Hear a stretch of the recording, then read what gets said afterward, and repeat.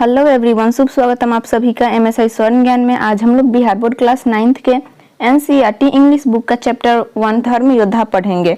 यह एक प्ले यानी नाटक है और इसके राइटर अर्जुन देव चरण हैं। चैप्टर के पहले राइटर के बारे में दिया गया है जिसे हम पहले पढ़ लेते हैं। ये है अर्जुन देव चरण। अब इनके बारे में हम पढ़ लेते हैं। इसमें पहले दिया गया है, अर्जुन देव चरण, a teacher by profession, is basically a poet. His plays appear like an extension of his poetry. The poet in him shows through his short, crisp and pithy lines and the song of the chorus in his play. इसका अर्थ है, पेशे से शिक्षक अर्जुन देव चरण मूलतः कवि हैं। उनके नाटक उनकी कविता का ही विस्तार प्रतीत होते हैं। उनके अंदर का कवि उनके नाटकों में छोटी, तीक्ष्ण और सारगर्भित पंक्तियों और गायक दलों के गीतों के माध्यम से झलकता है। His first book of Rajasthani plays, published in the late 70s, was received rather indifferently in the Rajasthani literary circles.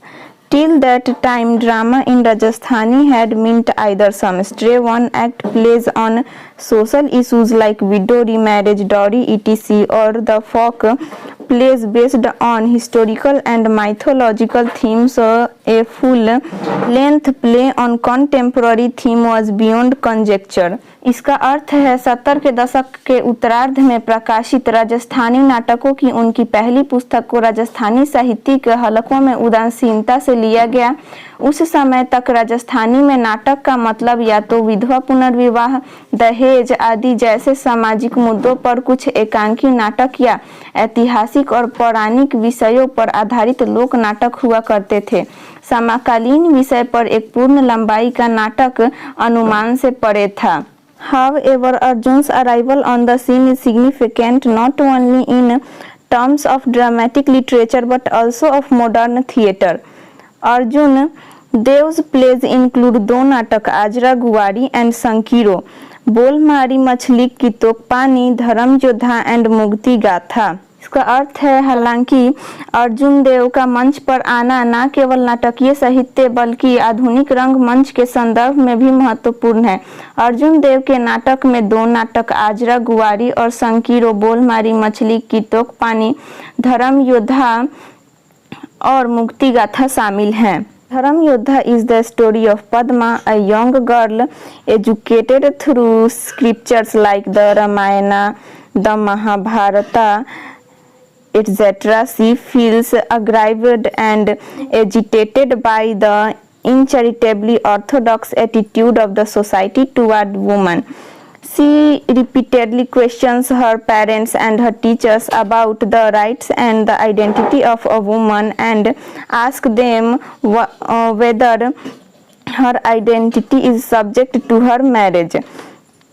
इसका अर्थ है, धर्म युद्धा पद्मा की कहानी है जो रामायण, महाभारत आदि जैसे ग्रंथों से शिक्षित एक युवा लड़की है।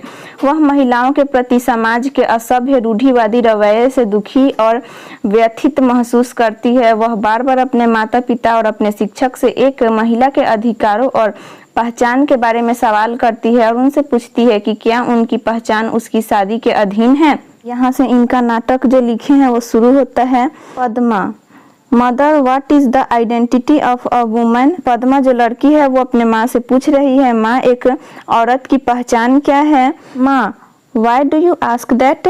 तब इसकी माँ बोलती है कि तुम ऐसा क्यों पूछ रही हो। फिर पद्मा बोलती है, how am I different from others, मैं दूसरों से अलग कैसे हूँ। तब माँ बोलती है, you are my daughter, our only child and your father's darling.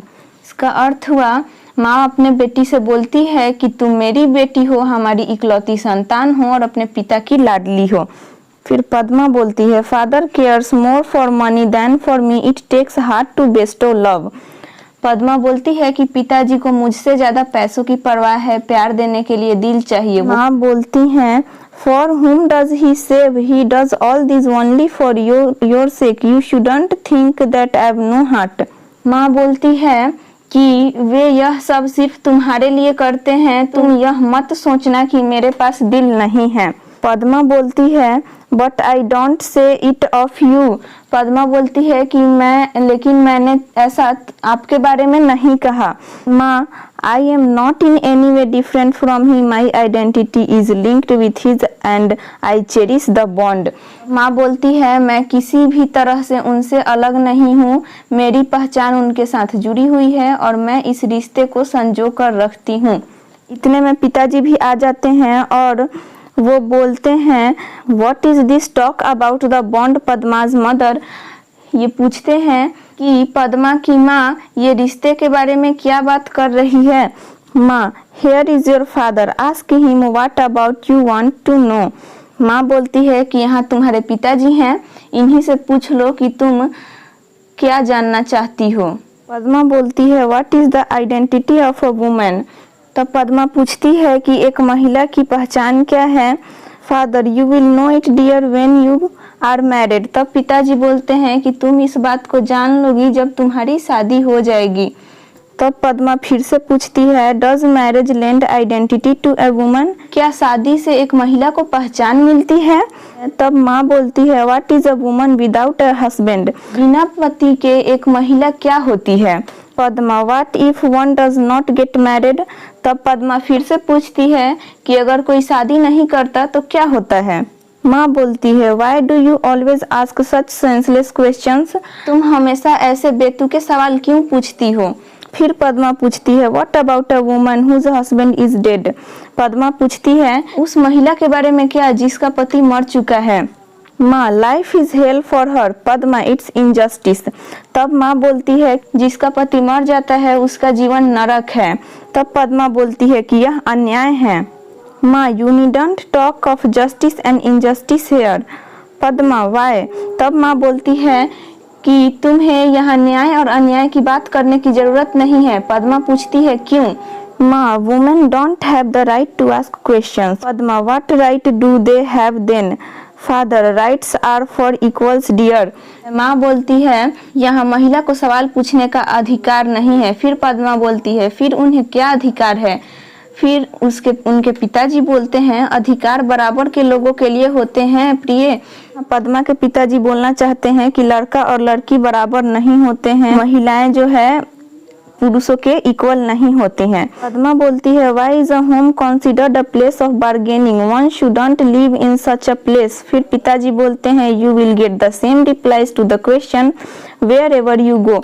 इसका मतलब है पद्मा बोल रही है घर को सौदेबाजी की जगह क्यों माना जाता है, ऐसी जगह पर नहीं रहना चाहिए। पिताजी बोलते हैं तुम जहाँ भी जाओगी तुमको इन सवालों के यही जवाब मिलेंगे।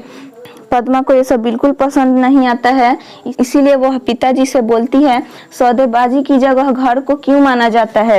लेकिन पिताजी फिर से वही बोल रहे हैं कि तुम जहाँ पे शादी करके जाओगी वहीं पे तुम्हें इस बात का रिप्लाई मिल जाएगा, मतलब जवाब मिल जाएगा। Padma, but the identity of a woman is the identity of the human race, society sense woman. Padma बोलती है लेकिन एक महिला की पहचान मानव जाति की पहचान है, महिलाओं के बिना समाज। इतना ही बोलकर पद्मा रुक जाती है। पिताजी बोलते हैं that's why they say that marriage lends this identity. तब पिताजी बोलते हैं इसलिए वे कहते हैं कि शादी से यह पहचान मिलती है। अंत में पद्मा बोलती है so if a girl does not get married she has no identity, why is it that an unmarried man is venerated and called a saint while an unmarried woman is called immoral and wanton.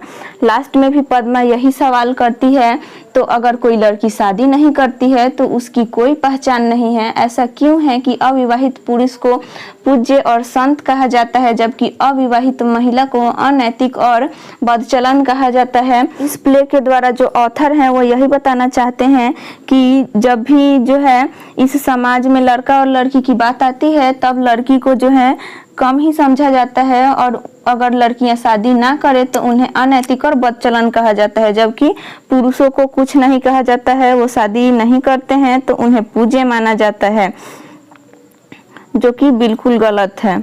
इस chapter का question और answer आपको हमारे Telegram channel MSI विवेकामृत से मिल जाएगा, जिसका description में link दिया गया है। मिलते हैं अगले क्लास में, तब तक बने रहिए MSI स्वर्ण ज्ञान के साथ। जय हिंद।